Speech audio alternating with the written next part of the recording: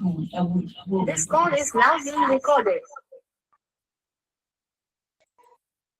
Stop. Hello,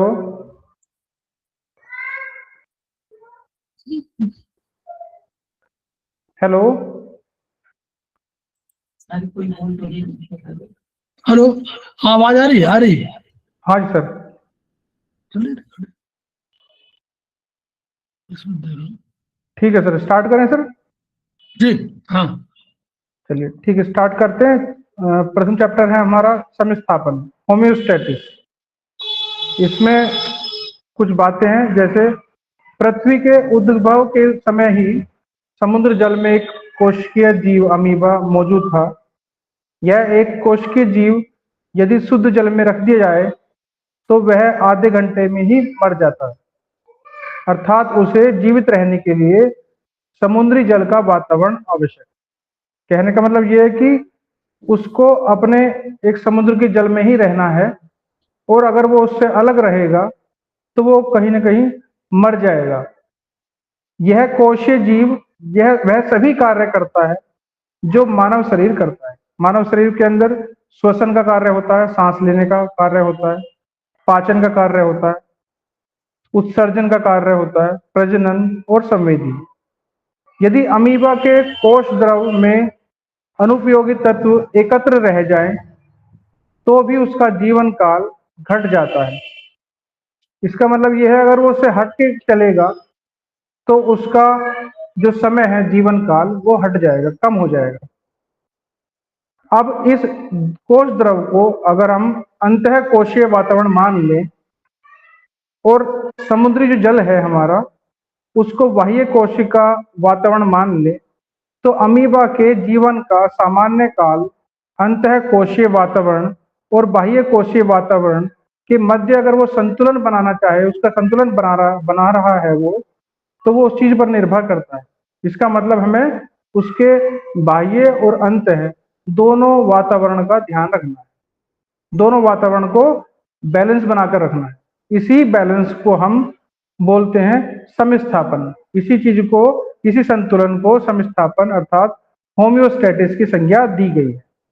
कहने का मतलब ये है कि हमें हर चीज का एक बैलेंस बनाकर रखना है शरीर के अंदर। चाहे जल पीने का हो, हम प्रतिदिन जितना जल पीते हैं हम उतना उसको एब्जॉर्व कर पाए। हमें जल की मात्रा कम भी नहीं रखनी है और अत्यधिक भी नहीं रखनी है। आगे लिखा हुआ है, पृथ्वी का लगभग 70% जल भाग जलमग्न है। इसी भांति मानव शरीर में शरीर भार का 60% भाग जल है और शेष 40% भाग घुलनशील तत्व है। मानव थलचर है, अतः उसके स्थूल शरीर को यदि एक कोश मान ले तो उसका बाह्य वातावरण हवा है और अंतः वातावरण में विभिन्न अंग हैं।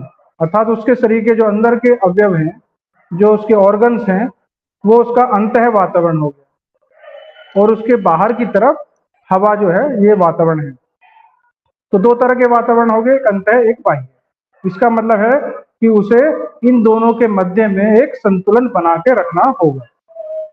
कोशीय स्तर पर अगर हम उसे देखते हैं कि उसकी कोशिकाओं के अंदर का जो कोश है वो द्रव अंतः वातावरण है, और कोशिका के बाहर उपलब्ध जो तरल है वो बाह्य वातावरण है।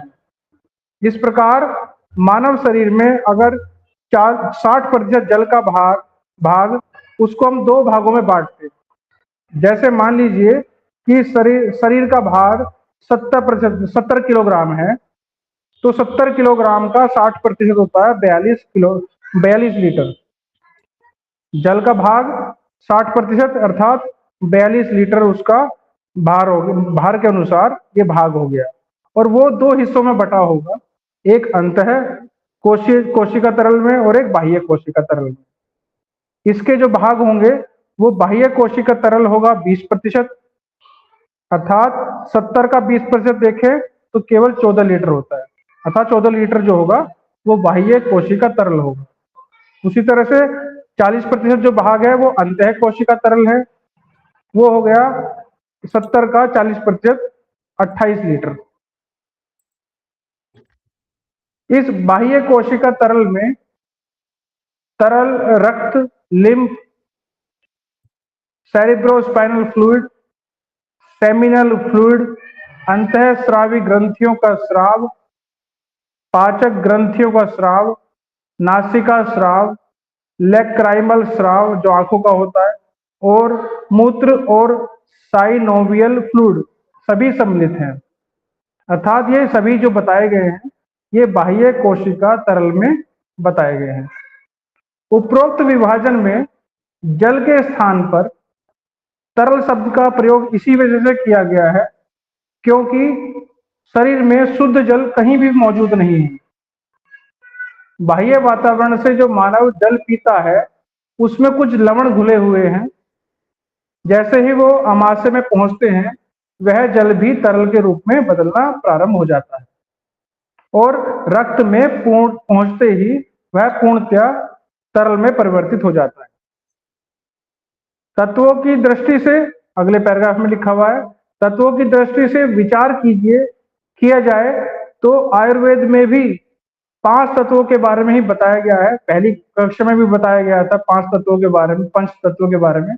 उसी प्रकार हमारे मानव शरीर के जो तत्व हैं मेन वो बताए गए हैं कि ऑक्सीजन, कार्बन, हाइड्रोजन, नाइट्रोजन और उसके अलावा कुछ मेटल तत्व भी मौजूद हैं जिसमें प्रतिशतता दे रखी है इसमें कि ऑक्सीजन 62% होना चाहिए 62%, कार्बन 18%, हाइड्रोजन 10%, नाइट्रोजन 3% और जो कुछ मेटल हैं वो 7% के हैं। इन्हीं विभिन्न ठोस तत्वों से शरीर में जल और घुलनशील ठोसीय तत्वों की रचना हुई। अभी हमने पीछे बताया था कि जो हमारा जो शरीर का भार है वो 70 किलोग्राम है तो उसमें से 60% जल का भार है। उसी तरह से जो 40% है वो ठोसीय तत्व है जो हमें बताए गए थे इस पैराग्राफ के अंदर। तो 40% कौन कौन से हैं वे? तो 40% 2 भागों में बटे हुए हैं, एक कार्बनिक तत्व और एक अकार्बनिक तत्व। कार्बनिक तत्व जो है वो 33% है जिनमें कार्बोहाइड्रेट, प्रोटीन, वसा और विटामिन हैं। कार्बोहाइड्रेट 12%, प्रोटीन 4%, वसा 17%, 17%, विटामिन उसके अलावा। जो अकार्बनिक तत्व हैं वो 7% हैं, 7% हैं जिसमें sodium, potassium, calcium, iron, cobalt, magnesium, chloride, sulphate, phosphate, bicarbonate ये सभी इसके अंदर आते हैं। अर्थात 2 भाग जो हमें बताए गए थे, मानव शरीर 2 भागों से मिलकर बना है, 60% जल और 40% घुलनशील तत्व। इन्हीं में हमें ये 40% जो घुलनशील पदार्थ है उसको 2 भागों में बांटा गया था, कार्बनिक तत्व और अकार्बनिक तत्व। अब इसी के बारे में आगे बताते हैं कि अकार्बनिक तत्व की सूची बहुत लंबी है जिसके लिए यदि कहा जाए कि पृथ्वी पर पाए जाने वाले सभी तत्वों के अंश मानव शरीर में मौजूद हैं तो अतिशयोक्ति नहीं होगी। अर्थात बहुत अत्यधिक मतलब बहुत सारे इसमें तत्व पाए जाते हैं शरीर के अंदर। उपरोक्त अब जो हमें बताए गए हैं कार्बनिक तत्व 4 तरह के बताए गए हैं, कार्बोहाइड्रेट, प्रोटीन, वसा और विटामिन, उसके बारे में बताया गया है कि उपरोक्त कार्बनिक तत्वों में से कार्बोहाइड्रेट हमारे मानव शरीर का ईंधन है। अर्थात मानव शरीर के ईंधन के रूप में कार्य करता है, जो कार्य करने के लिए हमें ऊर्जा देता है। अगर हमारे पास ईंधन नहीं होगा तो हम उस चीज को चलाएंगे कैसे, कार्य कैसे करेंगे। प्रोटीन मानव शरीर की ईंट का कार्य करता है, ईंट की आपूर्ति करता है। अर्थात जो हमारी कोशिका हैं उन कोशिकाओं की संरचना होती है उससे। उसी के बाद वसा मानव शरीर में ऊर्जा का संचित भंडार है। वसा को बोलते हैं फैट, बोलते हैं फैट भी कह सकते हैं इसको, कि जो आकस्मिक मतलब इमरजेंसी की स्थिति में काम आता है और फिर काले धन के रूप में मोटे लोगों के भंडार के रूप में ही बंद रहता है। अर्थात इसे हम बाद में इस्तेमाल कर सकते हैं। तो तीनों के बारे में यहाँ बताया गया है, कार्बोहाइड्रेट के बारे में, प्रोटीन के बारे में और वसा के बारे में। फिर से बताया गया कि अकार्बनिक तत्व शरीर की क्रियाओं में खर्च नहीं होते हैं।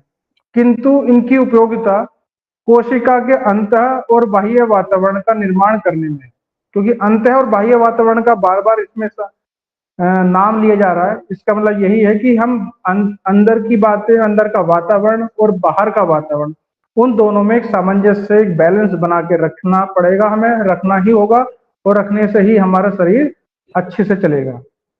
तो इसलिए बताया गया कि अंतः और बाह्य वातावरण का निर्माण करने में है, और इन्हीं की चंचल प्रवृत्ति कोशिका को जीवन स्वरूप प्रदान करती है। जैसे घर में एक गोद का शिशु घर के वातावरण को सक्रिय बनाने में सक्षम होता है, उसी प्रकार ये भी अकार्बनिक तत्व भी उसी प्रकार भाग लेते हैं। यहां हम दो तत्वों के शाश्वत गुणों का वर्णन करेंगे।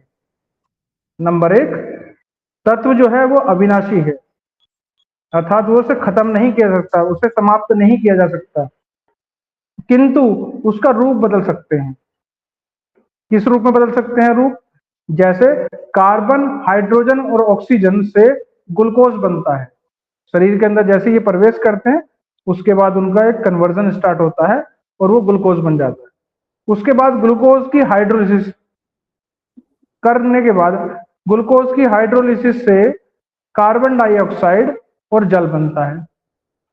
ये भी अलग इसी के बाद की प्रक्रिया है। तो तत्व हमारा अविनाशी है, समाप्त नहीं हो सकता, उसका केवल रूप बदल सकते हैं। दूसरी क्या गुण है दूसरा इसका, कि तत्वों के घुलनशील गुण के कारण यह जल में विद्युतीय आवेश से युक्त आयन के रूप में स्थिर नहीं रहते, अपितु अंधेरे कमरे में बंद व्यक्तियों की भांति लगातार चलते रहते। इसमें बताया गया कि जो अकार्बनिक तत्व है हमारे, जो दो भागों में बांटे गए थे, कार्बनिक तत्व और अकार्बनिक तत्व, ये कार्बनिक तत्व जो है वो आयनिक रूप में होते हैं, चार्ज फॉर्म में होते हैं, और ये लगातार इधर उधर घूमते रहते हैं। बाहर निकल सकने की उद्दंडता होती है इनके अंदर, जिससे वे आपस में कई बार टकराते भी हैं। साइंस की एक भाषा में, एक साइंस के लैंग्वेज वर्ड है ब्राउनन मोमेंट, इसका नाम इसमें बताया गया है, ब्राउनन मोमेंट का। कोशिकाओं के अंतः और बाह्य तरलों में, अभी हम बात कर रहे थे अकार्बनिक तत्व के बारे में, अब हम कार्बनिक तत्व के कार्बोहाइड्रेट, प्रोटीन और वसा के बारे में बात कर रहे हैं कि तीनों जो हैं, इन तीनों के अणु आयनिक नहीं हैं, अतः यह उद्दीलन भी नहीं कर रहते हैं। कोशिकाएं इन कार्बनिक तत्वों को अपनी आवश्यकता से अधिक, अर्थात रक्त प्रवाह चैनल से नहीं लेती है। इनके भंडार गृह अलग अलग हैं, जहां शेष भाग संचित रहता है। अकार्बनिक तत्व की बात करते हैं कि अकार्बनिक तत्व की अंतः और बाह्य तरल में उपस्थिति सेल मेम्ब्रेन के दोनों ओर एक विद्युतीय वातावरण का निर्माण करते हैं। किस तरह का वातावरण कर रहे हैं? जिसका प्रकार उक्त तरल में मौजूद आवेशित आयन निश्चित करते हैं। बाह्य कोशिका तरल में धनात्मक आयन अधिक है और अंतः कोशिका तरल में ऋणात्मक आयन अधिक है। अतः सेल मेम्ब्रेन की बाहरी सतह धन आवेश युक्त और अंदरूनी सतह ऋण आवेश युक्त है। सेल मेम्ब्रेन के अंदर और बाहर आवेशों का प्रकार भिन्न होने से जब अंतर आ गया इसमें, तो इसलिए एक विभवांतर उत्पन्न हो जाता है, जिसके अंतर्गत सेल मेम्ब्रेन में उपलब्ध विभिन्न डायोमीटरों के छिद्र से, अर्थात जो छोटे मोटे छिद्र होते हैं, उन छिद्रों से जल और अकार्बनिक तत्व जो हमारे ये बताए गए हैं, उनका आदान प्रदान होता रहता है, बाहर अंदर आना जाना होता रहता है। यह ठीक वैसे ही है जैसे दो भाइयों के बंटवारे में घर आंगन में दीवार खिंच गई है, परंतु दीवार में मौजूद दरवाजे से बच्चे एक दूसरे के घर आते जाते रहते, किंतु ये बच्चे एक समय में एक घर में संख्या निश्चित बनाए रखते हैं ताकि किसी एक परिवार का समस्थापन ना बिगड़ पाए। यही नियम सेल मेम्ब्रेन के दोनों ओर के आयनों पर भी लागू होता है, जिसे कहते हैं डोनेन इक्विलिब्रियम, साम्यावस्था बनाए रखना।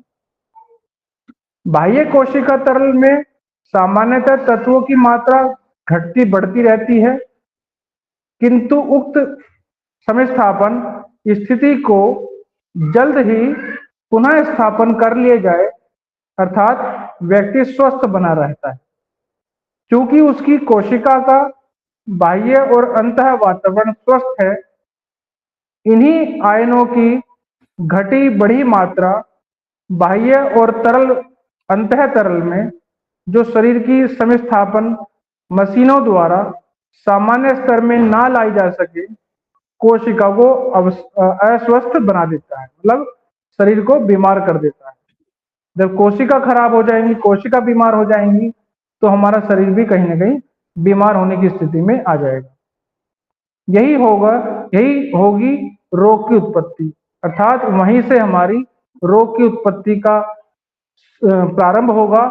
और जैसे ही हमारी कोशिका अस्वस्थ होने लगेंगी, हमारी रोग बढ़ने की प्रक्रिया शुरू हो जाएगी और रोग वहां से शुरू हो जाएगा। इस अध्याय में हमने, इस चैप्टर में हमने समस्थापन देखा कि समस्थापन अर्थात हमारा शरीर दो चीजों में मिलकर बना है, एक 60% जल और 40% घुलनशील तत्व अर्थात मिनरल्स। उसके बाद जो 60% जल है वो दो भागों में विभाजित है, एक बाह्य कोशिका तरल 20% और एक अंतः कोशिका तरल 40%। उसके बाद जो जल के अलावा जो 40% घुलनशील तत्व है वो दो भागों में फिर से विभाजित हुए, एक कार्बनिक तत्व 33% 33% और एक अकार्बनिक तत्व 7%। कार्बनिक तत्व जो बताया गया 33% 33%, उसमें कार्बोहाइड्रेट, प्रोटीन, वसा और विटामिन हैं। और जो अकार्बनिक तत्व बताए गए हैं उसमें बहुत सारे हमारे केमिकल्स बताए गए हैं, sodium, potassium, calcium, iron, cobalt, magnesium. कहने का मतलब यह है कि इस पूरे अध्याय में हम एक साम्यावस्था को, एक बैलेंस को देख रहे हैं कि हमारे एक अंतः बाह्य कोशिका का वातावरण और एक बाह्य कोशिका का वातावरण, अर्थात दोनों जो वातावरण है उनका हमें बैलेंस बनाकर रखना है। हमें कोई भी चीज ज्यादा ही नहीं लेनी है, अति नहीं करनी किसी चीज की, और किसी चीज को हमें बिल्कुल कम नहीं लेना है जिससे कि उसकी कमी हो जाए और शरीर की कमी बनने की वजह से वो हमारे शरीर में इतनी कम हो जाए कि हम उसकी वजह से बीमार हो जाएं। तो ये हमारा जो चैप्टर है बीएचबी फर्स्ट पेपर, उसका चैप्टर नंबर 1 है समस्थापन।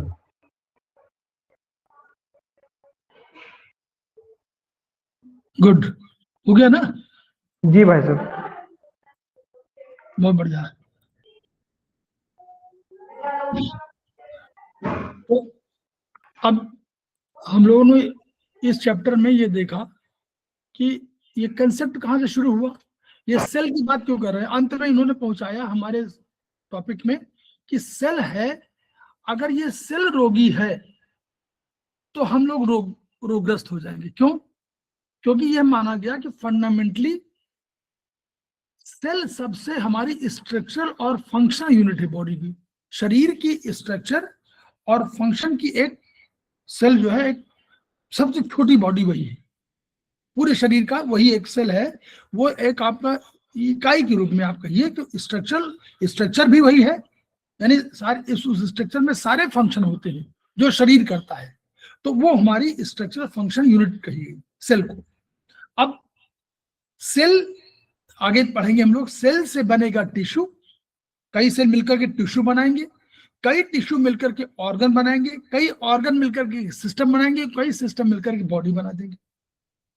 अब जब हम कहते हैं कि सेल बीमार है, अगर कोई बीमारी आएगी तो साइंस के अनुसार देखिएगा, साइंस के अनुसार कोई बीमारी आएगी तो सेल में आएगी, सेल से टिश्यू में जाएगी, टिश्यू से वो ऑर्गन में जाएगी, ऑर्गन से सिस्टम में जाएगी और अब बॉडी। दार्शनिक विचार इससे विपरीत विचार है। दार्शनिक विचार में शरीर को हम देखते हैं पहले, फिर वो अपने मन से कल्पना करते हैं, मन से देखते हैं, मन की आंखों से देखते हैं कि शरीर में प्रवेश हुए और शरीर के अंदर जा रहे हैं। तो दोनों विचारों में बेसिकली अंतर है, कि दार्शनिक विचार जहां शरीर से, बॉडी से शुरू करता है, सेल की ओर जाता, पहुंचना सेल में ही है, वहां मॉडर्न साइंस कहती है कि नहीं, हम सेल से शुरू करेंगे। तो यहां इन्होंने कहा कि सेल जो है सबसे बड़ी बात है कि अगर सेल हमारा प्रभावित है तो अल्टीमेटली आया। तो मनोज जी ने पूरा बताया कि भाई सेल अगर, जो चैप्टर के बाद में कि सेल कंटेंट में, कि सेल अगर बीमार है, अब सेल बीमार क्यों पड़ रहा है? क्योंकि जो उसका होम्योस्टेसिस है, 2-3 शब्द आए हैं देखिए, ब्राउनियन मूवमेंट, डोनेंस इक्विलिब्रियम, यानी कोई भी हमारा जो ये बैलेंस है, समस्थापन, ये हमेशा तराजू के पल्ले की तरह है, कभी बैलेंस नहीं होता। बैलेंस का एक कोई अगर पैरामीटर बनाना पड़ेगा तो हमको +-2, इसीलिए कोई भी आप पैरामीटर ब्लड के देखिएगा तो कोई पैरामीटर फिक्स नहीं रहता है। हमारा टेम्परेचर भी 98.4 है तो कोई 98.6 भी हो सकता है, किसी का कम हो सकता है, किसी अधिक हो सकता है। तो पैरामीटर इसीलिए नहीं, क्योंकि होम्योस्टेसिस एक ऐसी चीज है जिसको कह रहे हैं कि हमारा प्रकृति के साथ तादात्म्य। वहां अमीबा की बात जो कही गई, अमीबा क्या कर रहा था? अमीबा रह रहा था समुद्री जल में। समुद्री जल उसका प्रकृति है, उससे उसको अगर लाएंगे, हमने सोचा क्या समुद्री जल में बड़ा नमकीन है, बड़ा खारा पानी है, तो उसको शुद्ध जल में, बढ़िया जल मिला दीजिए, मर गया, मर जाएगा। जल थल मिला देंगे, मर जाएगा। मछली को जल से थल मिला देंगे, मर जाएगी, क्योंकि उस वातावरण में रहने की आदी है। हम भी किस वातावरण में रहने आती है? जहाँ प्रकृति के साथ तादात्म्य। प्रकृति में क्या है? पेड़ है, प्रकृति में क्या है? जल है, प्रकृति में नदियां हैं, प्रकृति में सरोवर है, प्रकृति में सूर्य है, प्रकृति में चांद है। इन सब के वातावरण में अगर हम रहेंगे तो जीवित रहेंगे। ऑक्सीजन हमको दे रहा है, कौन दे रहा है? पेड़ दे रहे हैं। वो ऑक्सीजन कौन दे रहा है? हमको तो फ्री की ऑक्सीजन मिल रही है, और हम कार्बन डाइऑक्साइड निकालते हैं, वो कार्बन डाइऑक्साइड उनका भोजन है। ये है प्रकृति का नेचुरल, जो नेचर का आपस में होम्योस्टेसिस। इस स्टेसिस को कौन, ये सब वो भी जानते थे, ऐसा नहीं साइंटिस्ट भी जानते थे, और हम पहले से जानते थे। ये साइंस की भाषा जो है, ये आप देखिएगा 1700 के बाद की है। 1700 ईस्वी क्या है? ये 1632 की बात की सब है। पहले इसको कहा गया था होम्योस्टेसिस नहीं करके, एक नाम दिया गया था मेलियो इंटरना, मेलियो एक्सटर्ना। उसके बाद ये धीरे धीरे लगभग 20-25-30 वर्ष बाद जो है ये होम्योस्टेसिस माने समान, स्टेसिस माने स्थिरता, आपको सिमिलर होना चाहिए, वैसे सिमिलर। ये जो आपका बैलेंस है, क्यों बैलेंस? अब होम्योस्टेटिक मशीनें क्या है? हमारी बॉडी मशीन है। हमारे शरीर में होम्योस्टेटिक पॉइंट क्या है? जैसे हमारा टेम्परेचर 98.4 के आसपास होना चाहिए। हमारे बीपी, हम कहते हैं बीपी 120/80, 120 +-10 हम कहते हैं हमारा सिस्टोलिक माने ऊपर वाला होना चाहिए, और नीचे डायस्टोलिक हमारा 80 +-10 होना चाहिए। हम कहते हैं पानी हमारे शरीर में लगभग 5 लीटर होना चाहिए, 4 लीटर जो भी पानी पीना चाहिए, 3 लीटर। हमारे शरीर में रक्त होना चाहिए लगभग 5 लीटर। हमारे शरीर का जो अंदर का वातावरण होना चाहिए pH 8 के आसपास, 7 से 8 की ओर देखो, मतलब हमारा एल्कलाइन होना चाहिए, एसिडिक नहीं होना चाहिए। हमारे यहाँ सब तय है कि हार्मोन्स, हमारे कोई भी जो शरीर का जो भी कोई अवयव है वो सब सारी चीज। और मशीनें क्या है? ये जो हमारा तंत्र है यही मशीन है। सबसे बड़ा तंत्र क्या है? हम लोग जानना चाहेंगे, कोई बता सकता है? सबसे शुरुआत करने वाला तंत्र, जो हम सबसे बड़ी फैक्ट्री के रूप में, जो हमारी फैक्ट्री है उसी से हम डिफाइन करेंगे सारी चीजें। फैक्ट्री क्या है? बनता क्या है हमारे शरीर में? जयश्री मैडम, क्या बनता है शरीर में? मेन क्या बनता, बोलो मेन क्या बनता है, ये बता सकते हैं? गरिमा मैडम? बाइल। है? बाइल सबसे बाइल बनता है। एक ही चीज सबसे सर्कुलेट होती है, वही चीज आप लोग बोलते जाते हैं। ब्लड जिसके सुरक्षा के लिए पूरा तंत्र है। रक्त बहने न पाए, रक्त कम न होने पाए। बोलिए, ब्लड बैंक है उसके लिए। जी सर, जी सर। अरे, तो यानी ऐसी चीजें, ब्लड है, ब्लड बनाता कौन है? हमारा डाइजेस्टिव सिस्टम ब्लड बनाता है। ब्लड बनता कहाँ है? ब्लड बनता तो है, ब्लड में दो कंपोनेंट है। अभी बताया मनोज जी ने कि कोई भी चीज होगी उसमें दो तत्व होंगे, एक जल तरल और एक सॉलिड। सॉलिड। कहीं भी होगा देखेंगे पाएंगे तो एक सॉलिड होगा और एक तरल होगा। अब तरल क्या हुआ?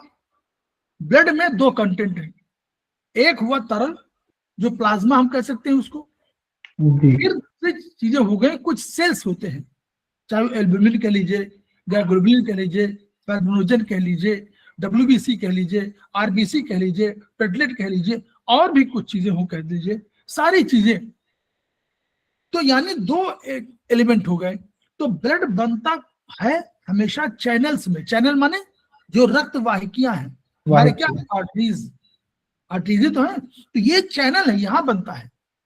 रक्त बनेगा किसी आर्टरी में, किसी चैनल में बनेगा। चैनल माने बंद, बंद चीजें, बंद हो, जैसे ट्यूबिकल स्ट्रक्चर। तो बनेगा रक्त कहाँ? वहां। लेकिन रक्त के कण अलग अलग आएंगे, जैसे आरबीसी, डब्ल्यूबीसी, प्लेटलेट, ये आएंगे बोन मैरो से। बोन में बोन मैरो है और बोन मैरो से आएंगे यहाँ पर, और यहीं पर आएंगे, और वहीं पर उन चैनल में निर्माण होगा ब्लड का। डाइजेस्टिव सिस्टम क्या करता है? थोड़ा समय हमारे पास है। डाइजेस्टिव सिस्टम क्या करता है? मुंह से खाना खाना शुरू किया तो उसमें, अभी आपने बताया था ना, मनोज जी ने बताया कि हमारा कार्बोहाइड्रेट, प्रोटीन और तीसरा क्या बताया था? वसा। वसा, है ना? ये तीन चीज बताई थी, यानी फैट। तो तीन चीजें हुई। तो अब ये कहां से मिली? हमको प्रकृति से मिली। अब प्रकृति हमसे अधिक स्ट्रांग है, प्रकृति इनको पचा ले रही है, प्रकृति इनको पैदा कर रही है, और प्रकृति इनका जो जो चीजें हम वेस्ट या किसी बोल रहे हैं, वो प्रकृति के लिए भोजन के रूप में होता। भोजन इनमें से भोजन बना लेती है, जिसको हम समझते हैं हमसे पावरफुल वो है, प्रकृति हमसे पावरफुल है। प्रकृति ने हमको ये दिया, तो जो चीज दी वो बड़े एटम या मॉलिक्यूल्स के रूप में थे। हम लोग उनको नहीं पचा सकते थे। तो हमारी मशीनों ने क्या कहा कि भाई ठीक है, आने दीजिए, हमको कार्बोहाइड्रेट आने दीजिए, हम ग्लूकोज बना देंगे, छोटा अणु। ग्लूकोज माने छोटा अणु, तो छोटा अणु बना देंगे। उनका फैट आने दीजिए, हम फैटी एसिड बना देंगे, छोटे अणु बना देंगे। उन्होंने कहा कि प्रोटीन आएगा, उन्होंने कहा हम अमीनो एसिड बना देंगे। तो ये हमारी मशीनें जो थी, सारे जो मुंह, देखिए वहां मुंह से शुरू हुआ, एसोफेगस हो गया, स्टमक हो गया, एसआई हो गया, एलआई हो गया, गॉलब्लैडर हो गया, लीवर हो गया, पैंक्रियाज हो गया, स्प्लीन हो गया, और अंत में यूबी और किडनी। ये सब, ये सारे हमारी जो मशीनें हैं, ये मशीनें, मेन किडनी छोड़ दीजिए, मेन तो हमारी मशीनें यही 4-5 मशीनें जो ऊपर से आ रही हैं, और ट्यूबिकल स्ट्रक्चर ऊपर से आई और सीधे नीचे से अंत में निकल गई एनएच के थ्रू। तो ये जो मशीनें हैं, ये मशीनें कर क्या रही थी? कार्बोहाइड्रेट को ग्लूकोज में, फैट को फैटी एसिड में, और प्रोटीन को अमीनो एसिड में कन्वर्ट कर रही है। अंत में करती क्या है?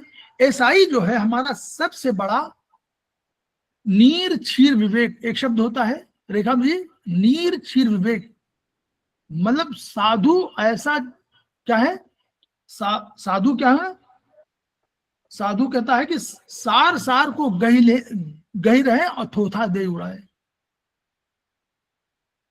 ऐसा हमारा स्वभाव बनाइए कि हम सार को ग्रहण कर लें, जो हमारा कंटेंट हो, रियल में वो कंटेंट हो। तो ये नेचर किसको दिया? ये दिया एसआई को, स्मॉल इंटेस्टाइन को, उसको दे दिया, छोटी आंत है उसको दे दिया कि भाई आप।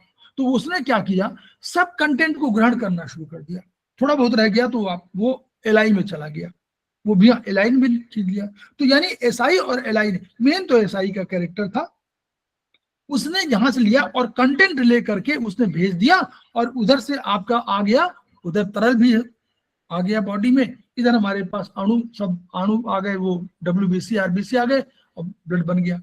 अब जब ब्लड बन गया तो ब्लड में एक और चीज आ गई, हीमोग्लोबिन।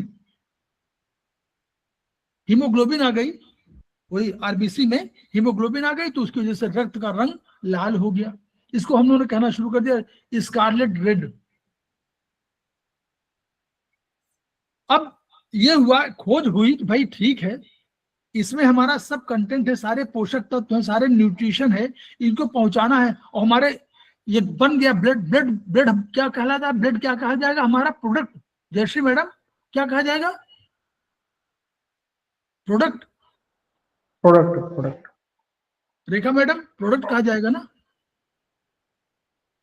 Yes sir. जो हम बनाते हैं तो प्रोडक्ट बनाना, हमने एक Yes, फैक्ट्री yes. हमारी लगी है, हमने प्रोडक्ट बनाया, प्रोडक्ट का नाम हमने रख दिया ब्लड। अब ब्लड को फैक्ट्री क्या करती है? क्या खुद ही कंज्यूम कर लेती है? कहीं जाती है ना, किसी को बेचती है भाई, तो कंज्यूमर मिलते हैं, भाई ब्रेड हमने बनाया, ब्रेड मान लीजिए ब्रेड बना दिया, तो ब्रेड हम लोग खुद ही खाने लगेंगे क्या? सारा ब्रेड खा लेंगे? हमको चाहिए कस्टमर। कस्टमर हमारे कौन है? बोलिए यहाँ की भाषा में, गर्मा मैडम, सारे लोग बोले, कोई बोले। शरीर में हमारे हार्ट है जो पूरे शरीर को रक्त का काम भेजने का काम करता ना है। ना, कस्टमर हार्ट है ही नहीं। Organs, liver, spleen. कस्टमर गर्मा मैडम,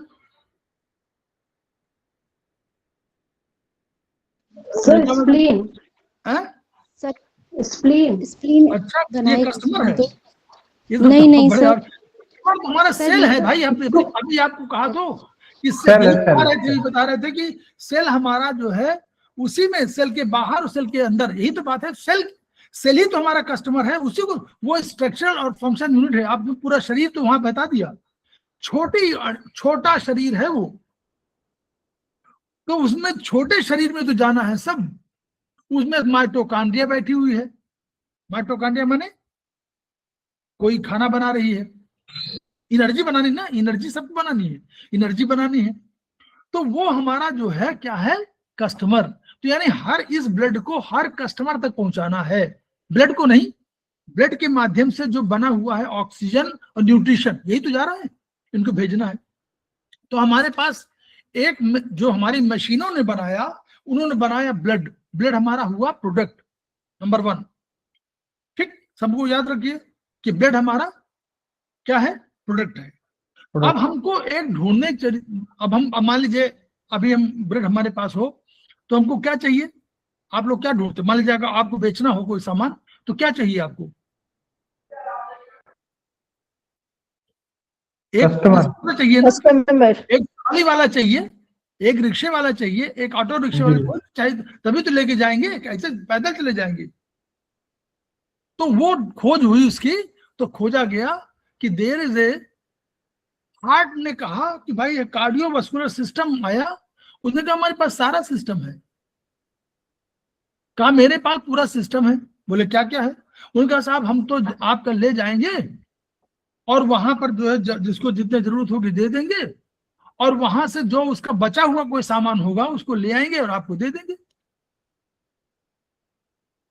तो ये खोजा के ये तो बहुत बढ़िया है। ये तो जो वेस्ट प्रोडक्ट होगा उसको भी ले आएगा। जैसे कोई जाए, कोई ट्रक वाला जाए और कहे कि भैया हम जो सामान होगा वहां जो खराब होगा वो हमको ले आना, वापस ले आना, हम इसको दोबारा रिसाइकलिंग कर लेंगे। रिसाइकलिंग होती है ना, तो रिसाइकलिंग कर लेंगे। तो उसको ढूंढा गया। तो कार्डियोवास्कुलर सिस्टम में हार्ट सबसे बड़ा था ऑर्गेनाइजेशन का, और उसके तब उसने कहा भाई हमारे पास वेन्स है, हमारे पास आर्टरीज है, और हम इनको इनके माध्यम से भिजवा देंगे, चिंता मत करिए। और तो इस ब्लड को दे दिया गया हार्ट को कि भैया ठीक है आप सर्कुलेट करिए। तो हार्ट लेके गया और उसने हर जगह बांटना शुरू किया। और जब बांटना शुरू किया तो ये लेके गया था 4, ये जो ऑक्सीजन वाला लेके गया वो 4 अणु ऑक्सीजन लेके गया था। ऑक्सीजन दिया किसने? लंग्स ने कहा भैया हम तो प्रगति से लेंगे और हम नाइट्रोजन लेंगे नहीं, हम ऑक्सीजन ले लेंगे और कुछ जो और चीजें होंगी उसको बाहर निकाल देंगे और ऑक्सीजन तुमको दे देंगे। तो ब्रेड हार्ट ने समझौता कर लिया किससे? लंग से, और कहा कि भाई ठीक, आप हमको ऑक्सीजन दे दीजिएगा और हमारा कार्बन डाइऑक्साइड वेस्ट हो गया है, हम आपको दे देंगे। उन्होंने कहा ठीक है, कोई बात नहीं। अब जो कार्डियोवास्कुलर सिस्टम में इसके पास ब्लड है, इसके पास ऑक्सीजन है, इसके पास न्यूट्रिशन है, ये लेके गया कि भाई ठीक है हम देंगे। तो उसके पास 4 अणु, एक उसके साथ, एक सेल के साथ जो लेके गया ब्लड वाले में, उसमें 4 अणु ऑक्सीजन के ले जाने की क्षमता थी हीमोग्लोबिन में। तो जब पहुंचा वहां पर सेल के पास, तो उसने कहा भैया हम तो 4 लाए हैं। तो उसने कहा हमको तो एक ही चाहिए, अधिक क्या करेंगे? उन्होंने कहा ले लीजिए, 4 रख लीजिए, आप कल यूज करिएगा। उन्होंने कहा ना ना, हमको तो एक चाहिए, एक ही हम लेंगे, हम संग्रह नहीं करेंगे। हम जो आपका बाहरी संसार है उस तरह नहीं है कि 1 साल के लिए पूरा संग्रह कर लीजिए और करोड़ों रुपया कमा के रख लीजिए। हमारा नहीं, हमको तो 1 दिन का खाना है, वो चला देंगे 1 सेल। उसने 1 सेल दिया, 3 सेल वापस कर दिया, 3 जो है अणु वापस कर दिया, 3 मॉलिक्यूल्स ऑक्सीजन की। अब उसने कहा जो आपका वेस्ट हो दे दीजिए, तो उसने वेस्ट दे दिया। तो वेस्ट को कार्बन डाइऑक्साइड के रूप में, मेन वेस्ट कार्बन डाइऑक्साइड के रूप में हुआ और इनको लेकर के वो चला। तो जब चला तो कार्बन डाइऑक्साइड की वजह से उसका जो पहले रंग था, वो पहले जो स्कारलेट रेड था, वो बाद में क्या हो गया? पर्पल रेड होना शुरू हुआ, पर्पल रेड। जब सारे लोगों को बांट चुका और सब ऑक्सीजन बांट चुका जो है उनका, तो उसके पास बचा पर्पल रेड वाला, तो वो नीला, हल्का नीला, पर्पल रेड उसका कलर हो गया। अब इसको लाया और उसने दे दिया। चलिए ये कहानी अलग, फिर अपना ले आया, रिसाइकलिंग किया उसको। उधर क्या हुआ, सेल के अंदर पहुंच गया ऑक्सीजन, और वहां पर 5, अभी आप पढ़ेंगे बाद में, 5 बड़े बड़े चीजों के लिए एक खाना बने। जैसे घर में आप क्या करते हैं पहला, अच्छा सबके घर में वो सुनीता मैडम, घर में सबसे अधिक जरूरत क्या चीज होती है? बोलिए, 2-3 चीजें, 3 चीजें जरूरत होती है, बोलिए सर। घर में, जो घर में हो, आप साइंस भाषा में जो घर में होता हो बताइए। खाना। यस, खाना, यस खाना। अब खाना बनना जरूरी है, खाना नहीं बना तो यशता ने कहा कि हम तो जाएंगे नहीं, हम तो भूख लगी हुई है, मम्मी हमको खाना दो तभी हम जाएंगे। ये जो कंसेप्ट हुआ, तो वहां एक बन गया माइटोकॉन्ड्रिया। उसने कहा ऊर्जा, यहाँ ऊर्जा क्या है? वहां ऊर्जा ही है, जो भी आप खाते हैं उसको ऊर्जा में कन्वर्ट होना है। तो ऊर्जा बनाने के लिए एक वहां बैठा हुआ है, कौन? माइटोकॉन्ड्रिया। माइटोकॉन्ड्रिया ने कहा कि हमको ग्लूकोज, आपने भोजन लिया तो ग्लूकोज दे दिया उसने जाकर के, और ग्लूकोज दे दिया और ऑक्सीजन मिल गया, उनमें दोनों को बनाकर, जैसे ईंधन, आपको गैस IGL या कोई गैस वाला हो, गैस ना हो तो कहेंगे हम खाना नहीं बन पाएगा, तो गैस ही नहीं, पहले गैस लाइए। तो गैस का व्यवस्था, जो गैस वाली व्यवस्था थी, ये पूरा कर दिया ऑक्सीजन और ग्लूकोज ने। इनको जला करके उन्होंने हाइड्रोलिसिस वाला जो किया, उससे क्या हुआ, इससे बना करके उसने क्रेब साइकिल का एक उसका स्ट्रक्चर में, क्रेब साइकिल में उसने 7 किलो कैलोरी बना दिया, क्या? एनर्जी। उसने बना दिया कार्बन डाइऑक्साइड, और उसने बना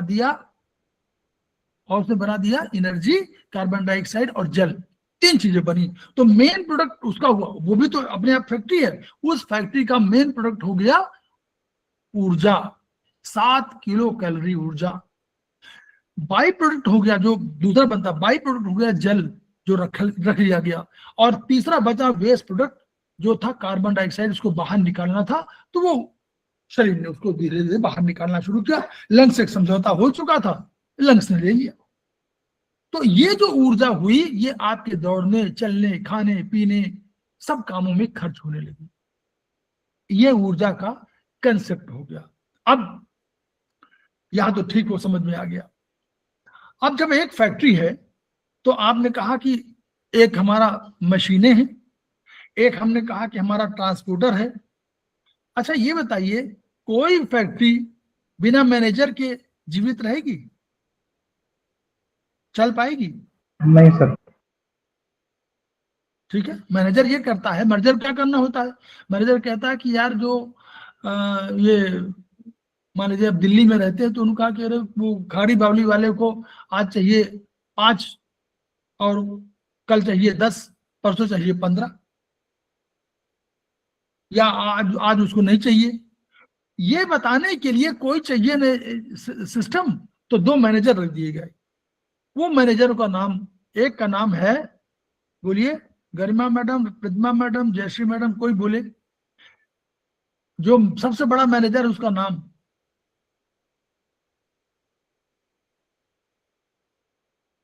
किस्से कहानी के माध्यम से बताने से ये फायदा पड़ता है कि आपको किस्से कहानी जरूर याद रहे, इसीलिए बताता हूं।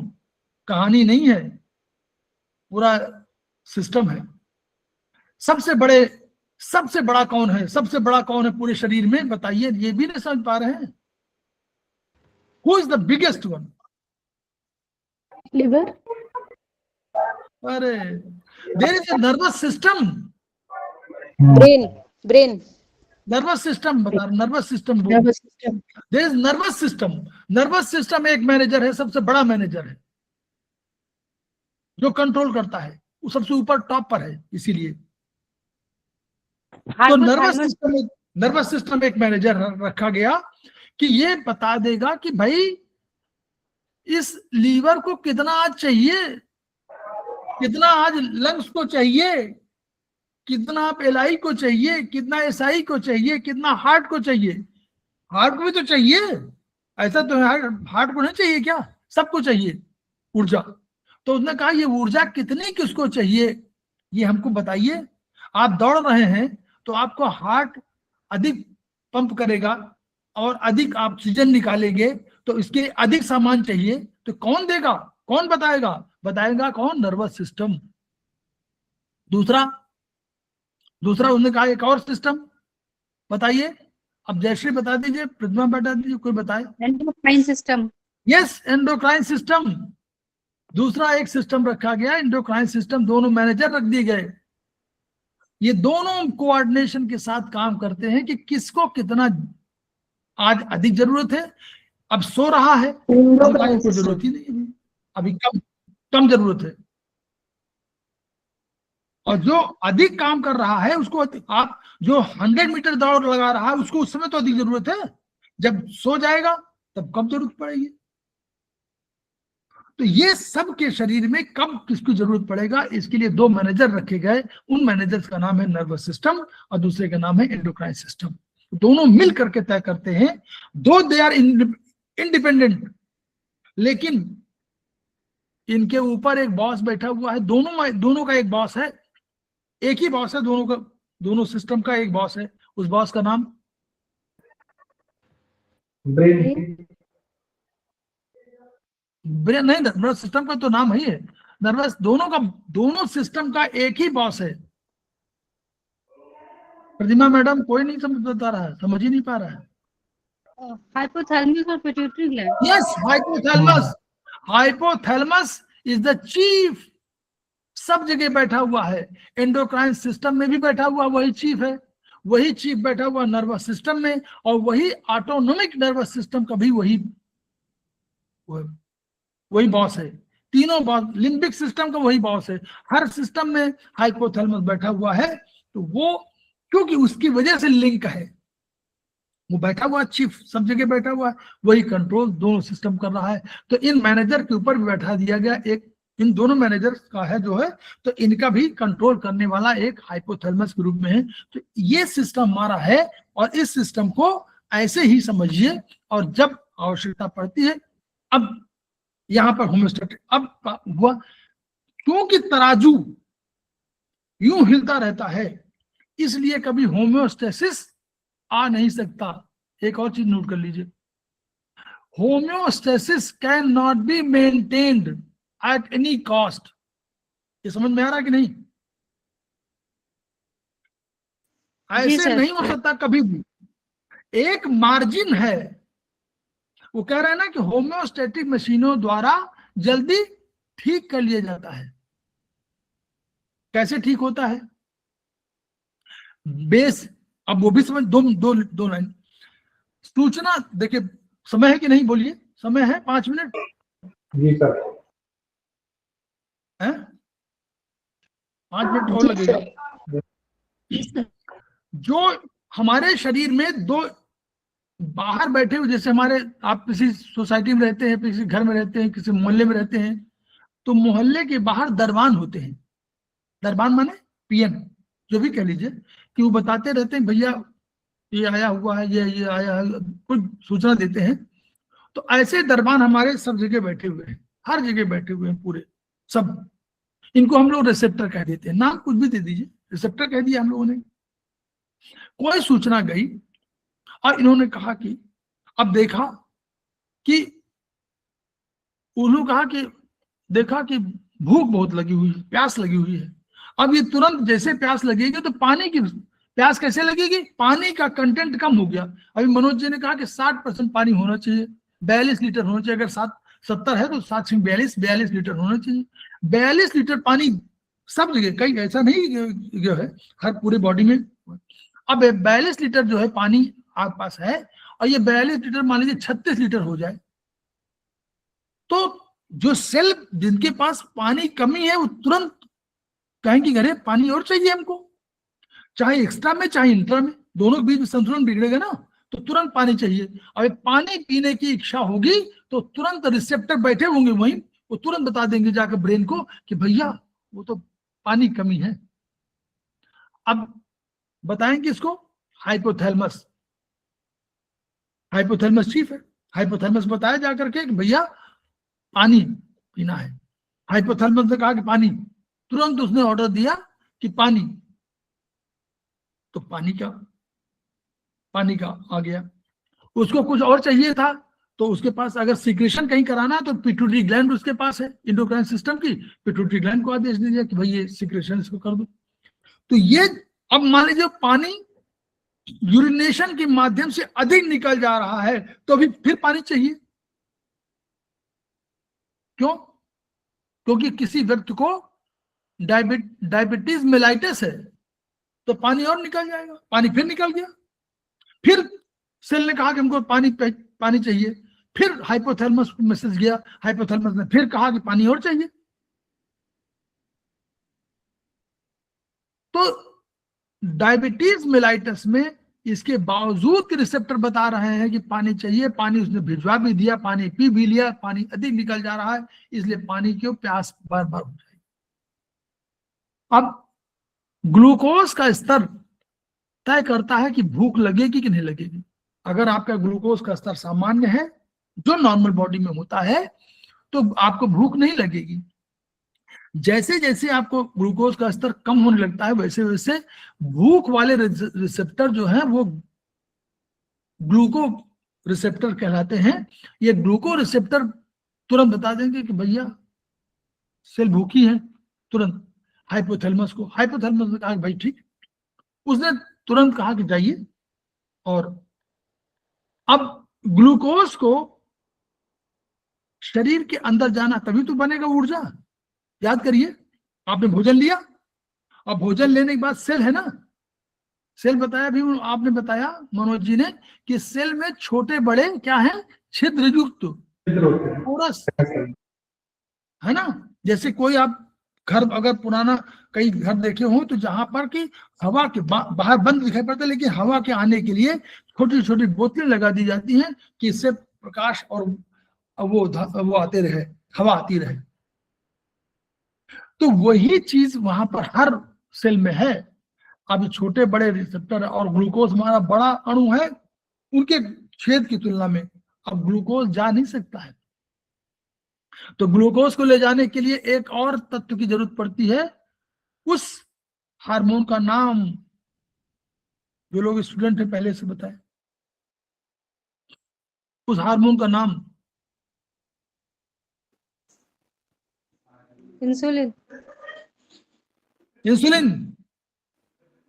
उस हार्मोन का नाम है इंसुलिन। इंसुलिन प्रोड्यूस करता है पैंक्रियाज बीटा सेल।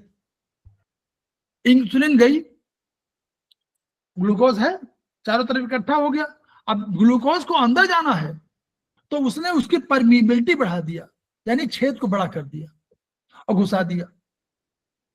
अब घुस अंदर, जब अंदर चला गया ग्लूकोज तो उसने माइटोकॉन्ड्रिया संपर्क किया, माइटोकॉन्ड्रिया के बाद तुरंत बनाना शुरू कर दिया। और चूंकि डायबिटिक मेलाइटस के पास इंसुलिन ही नहीं है,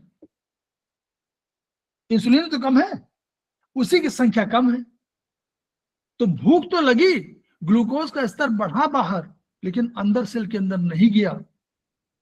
नहीं गया तो सेल फिर चीखने चिल्लाने लगी, रोने लगी।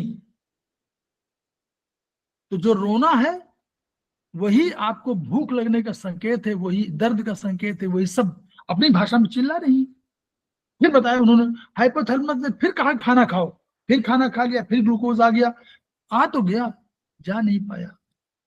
तो बार बार भूख लगेगी, बार बार हाइपोथैलेमस का संदेश आएगा, इस तरह ये चक्कर चलता रहेगा। तो हम लोगों का ये थोड़ा सा एक कंसेप्ट है, तो इसको खत्म करने का समझ यही है। जो अधिक हो जाता है, कोई अधिक हो गया तो निगेटिव फीडबैक चला जाता है कि भैया अब बार बार संदेशा भेजना बंद करो। This is said to be negative feedback. और जो ये सूचना दे रहा है इनको इफेक्टर कहते हैं। जैसे उन्होंने बताया, एक रिसेप्टर है और एक ऑर्डर लेता है, वो उसको संदेश मिलता है, वो आपको एनालिसिस करता है, चाहे ब्रेन हो चाहे ब्रेन का कोई पार्ट हो, और जो इफेक्ट देते हैं, प्रभाव करते हैं कि ये काम करो, वो इफेक्टर कहलाते हैं। इस तरह होम्योस्टैटिक मशीनें अपने को चाक चौबंद रखती हैं। ये होम्योस्टेसिस है, सबसे फंडामेंटल सिद्धांत है, इसलिए पहला चैप्टर इसी को रखा जाता है। इसी के आधार पर ही आप समझ पाएंगे। इसको समझना कठिन है, लेकिन यही बेस है पूरे सिस्टम का। ये न जाने तो आगे बढ़ ही नहीं सकते। तो यही होम्योस्टैटिक मशीनों को हमको ठीक करना है।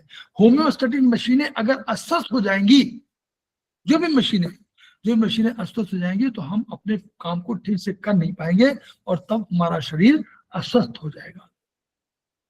तो हम लोग खेमका सर को पुनः याद करते हैं, उनकी ऊर्जा को याद करते हैं। जो ऊर्जा हमको मिली हुई है उस ऊर्जा को हमको ट्रांसफर करना है, उस ऊर्जा को हमको फैलाना है, सब जगह फैला देना है, सो दैट कि खेमका सर का सपना पूरा हो। Each one reach one, each one treat one, each one teach one. इन्हीं शब्दों के साथ हम लोग कल फिर मिलते हैं। हम लोग कल क्लासेस हैं, कल हम लोग फिर मिलते हैं और